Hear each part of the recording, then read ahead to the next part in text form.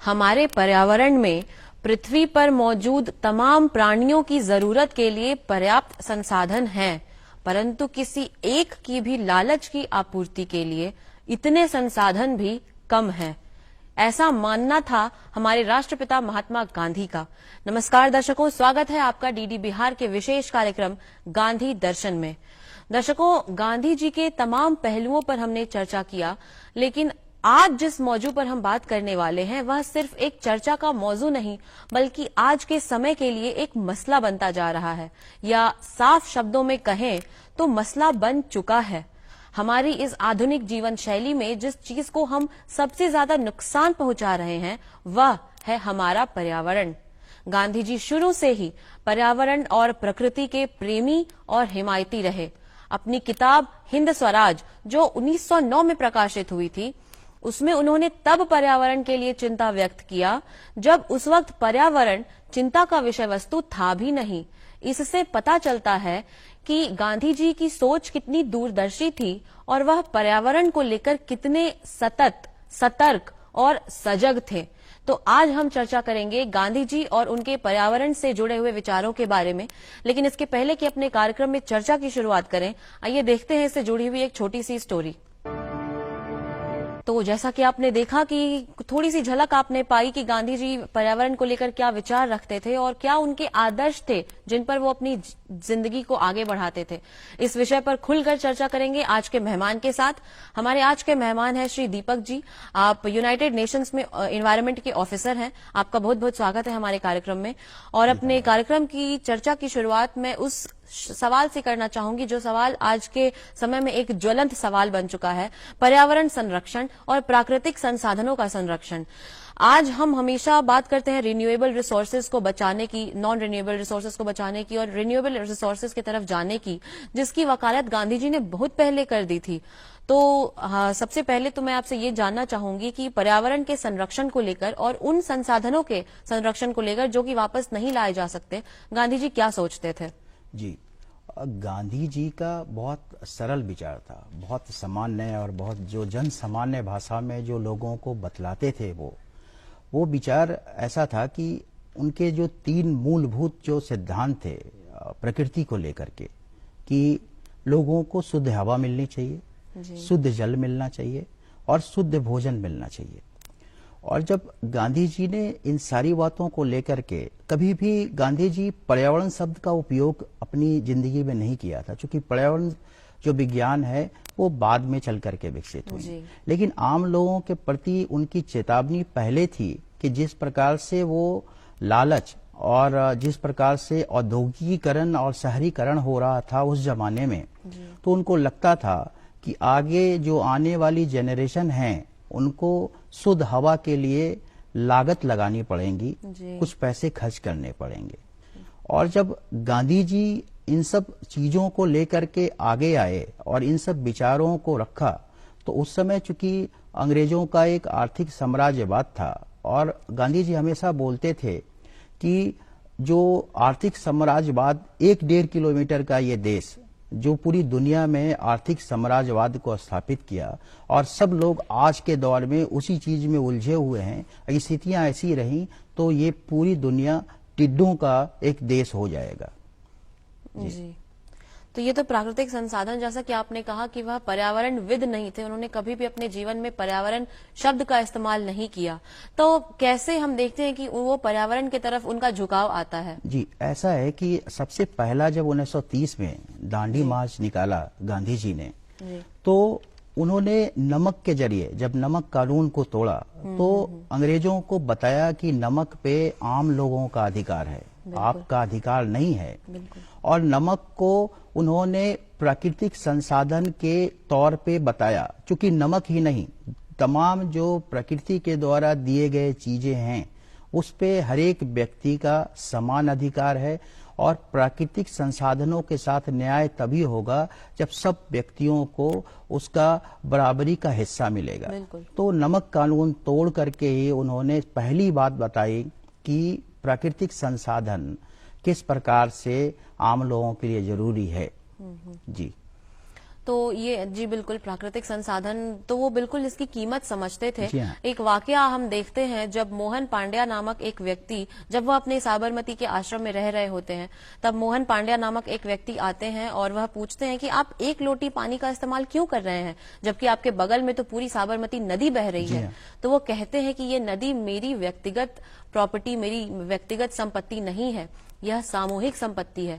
इस पर जितना अधिकार मेरा है उतना ही अधिकार बाकी लोगों के साथ साथ चिड़ियों का, माल जाल का या फिर पौधों का भी उतना ही अधिकार है। तो हम देखते हैं कि वह कितने उदार किस्म के व्यक्ति थे। हाँ, संसाधनों के प्रति इस प्रकार से गांधी चिंतित थे उस जमाने में, जब वो बोला करते थे कि हम अपने खाने को लेकर के और जो दैनिक दिनचर्या के जो चीजें हैं उसको हम उस तरीके से इस्तेमाल करें जो बिल्कुल लोकल हो।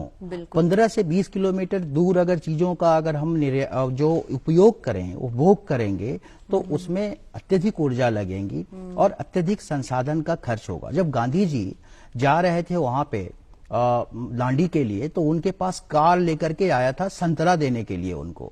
तो उन लोगों को बोला गांधी जी ने कि संसाधनों का व्यर्थ इस्तेमाल न करो। बिल्कुल, वह अपने पत्रों का जवाब भी देते थे तो कागज की छोटी छोटी टुकड़ों पर देते थे, ना कि एक पूरे पन्ने के कागज पे। तो हम लोग अभी सतत विकास की जो बात करते हैं, ऐसा विकास जो कि सतत हो, जो कि दूरगामी प्रभाव पड़े जिसका, उस सतत विकास की नींव हम कहीं ना कहीं देखते हैं गांधी जी की सोच में पड़ चुकी थी। गांधी जी सतत विकास की वकालत उस वक्त, उस जमाने में करते हैं जब यह कॉइन, जब यह फ्रेज किसी को, यह शब्द किसी को पता भी नहीं था।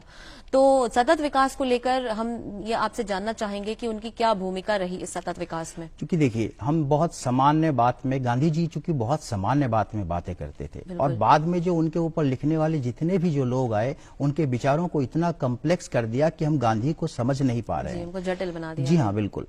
जो सतत विकास की जो बात थी वो 1987 में ब्रुनलैंड कमीशन एक आई थी, उसके बाद आया था, और 1991 में जब अर्थ समिट हुआ रियो डी जेनेरियो में, तो वो सस्टेनेबल डेवलपमेंट का एजेंडा 21 एक्सेप्ट हुआ वहां पर। लेकिन जब गांधी जी सतत विकास की बात करते थे, वो सतत जीवन की बात करते थे, वो सस्टेनेबल लाइफ की बात करते थे।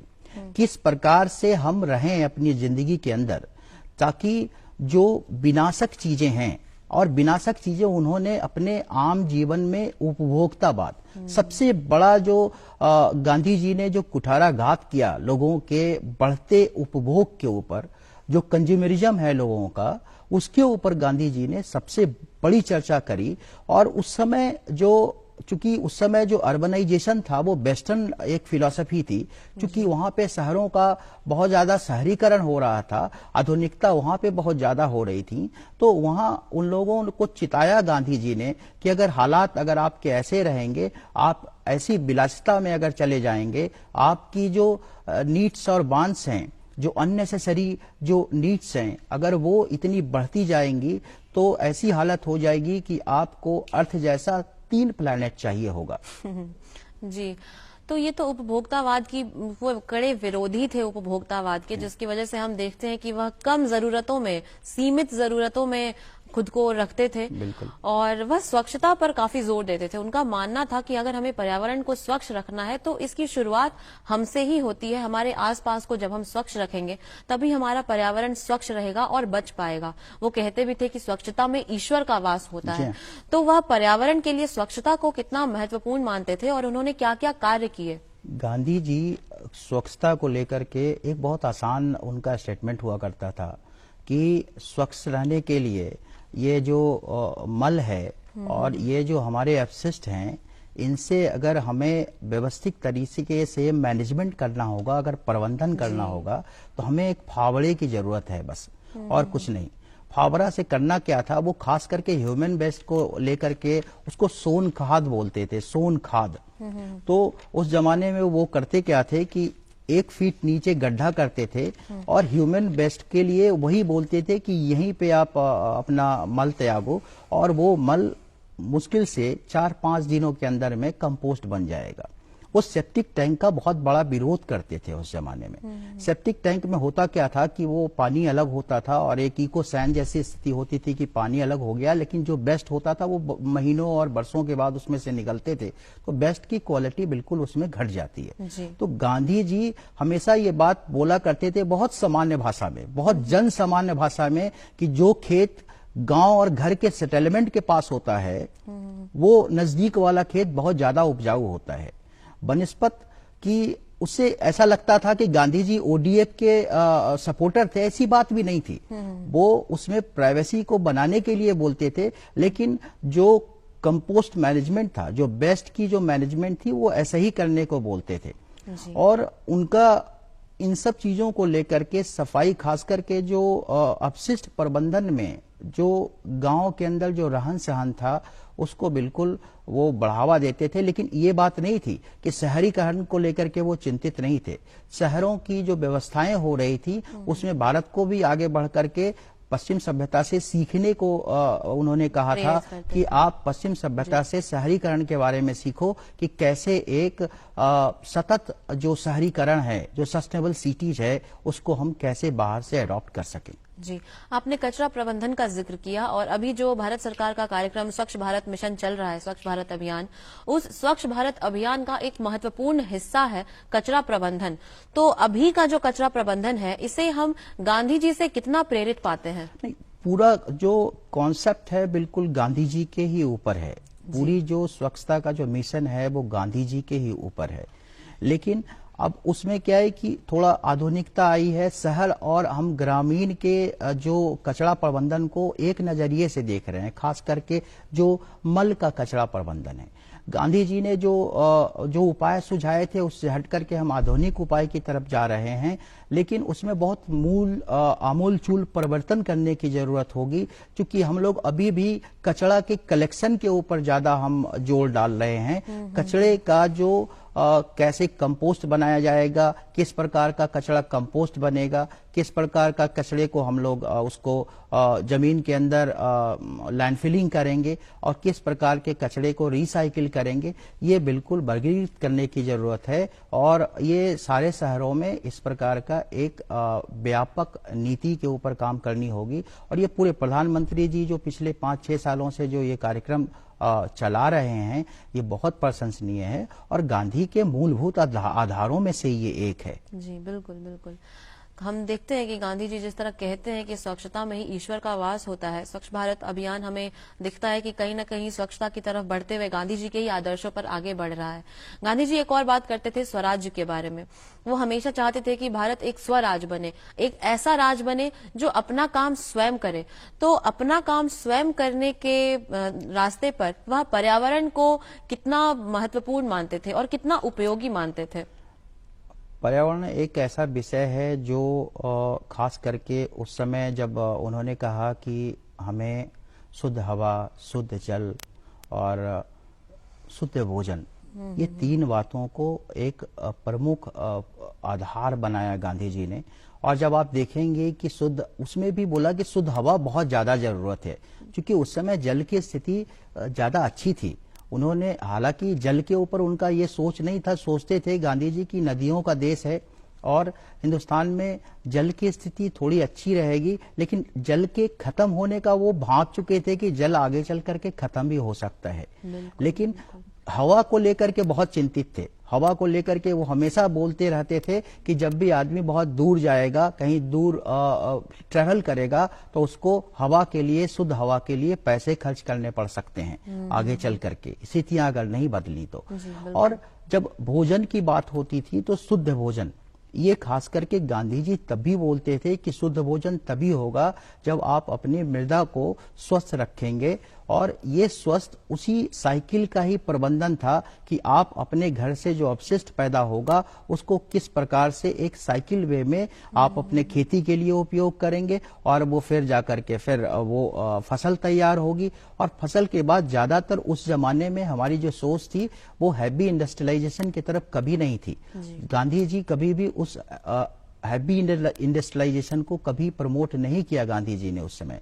और गांधी जी के मुख्य केंद्र के अंदर जो गांधी जी की जो विजन थी वो हैंडीक्राफ्ट, हैंडलूम, और ये खुद उन्होंने खादी को प्रमोट करके एक तरह से लोगों को सीधा मैसेज दिया कि हम खुद निर्भर रहेंगे, आत्मस्वावलंबन रहेंगे आर्थिक तौर पे भी, और उन प्रकृति के कारकों को भी हम ज्यादा स्वस्थ बनाएंगे जो पाश्चात्य सभ्यता के अंदर बिगड़ रही हैं। कभी भी हम अपने वेस्टर्नाइजेशन को कभी उस तरह से हावी नहीं होने देंगे अपने यहाँ, और आगे की जो सरकार की नीतियों को भी हम इसी तरीके से बनाने को बोलेंगे कि वो अपने ही रिसोर्सेज के अंदर, अपने देश के रिसोर्सेज के अंदर वो आगे चले, और वही हमारे लिए एक सस्टेनेबल लाइफ का एक आगे प्रेरणा स्रोत होगा, और वही हमारी लाइफ का एक फार्मूला होगा। जी बिल्कुल।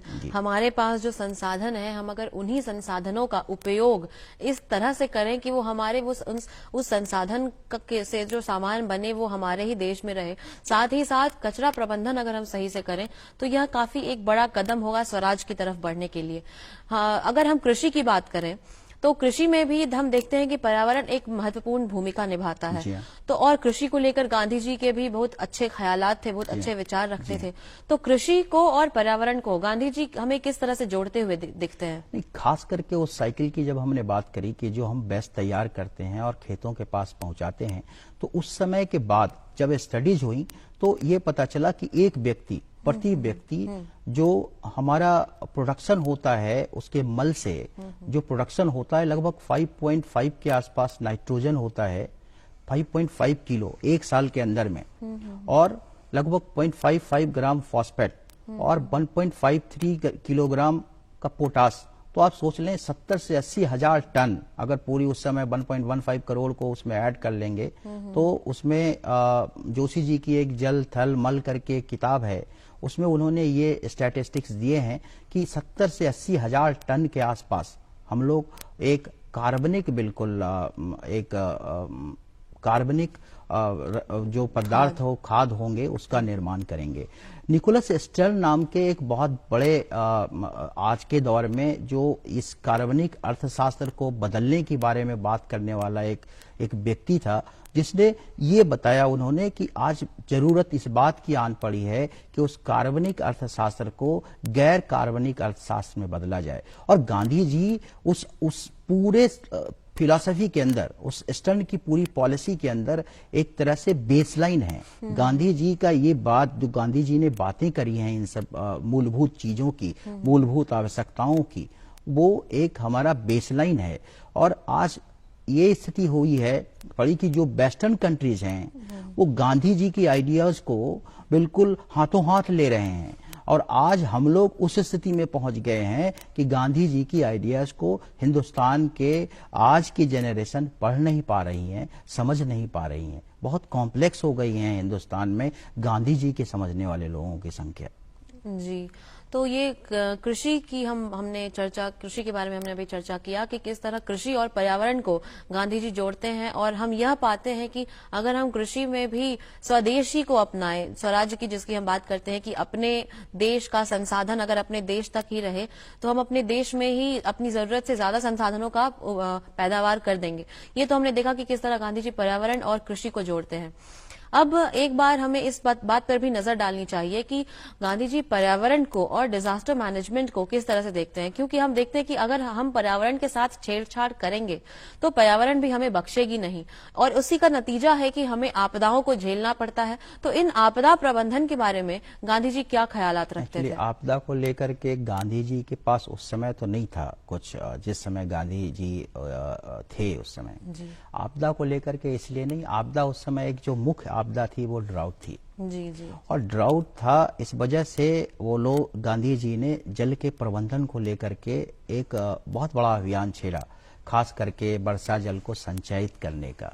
उन्होंने उस समय वेस्टर्न वर्ल्ड को बोला कि जो आप लोग अंडरग्राउंड वाटर का यूज कर रहे हो वो तत्काल बंद कर दो, और आप एक नजरिया दो पूरी दुनिया को कि वो वर्षा के जल का संचयन करे, और जो हमारी सरफेस वाटर है, नदियों की पानी है, तालाब का पानी है, इन सब चीजों को वो हम लोग पीने के तौर पे ही उपयोग करें, और उसका उपयोग इसलिए कि जरूरी है। उससे क्या है कि वाटर का नीचे का जो टेबल है वो भी बना रहेगा।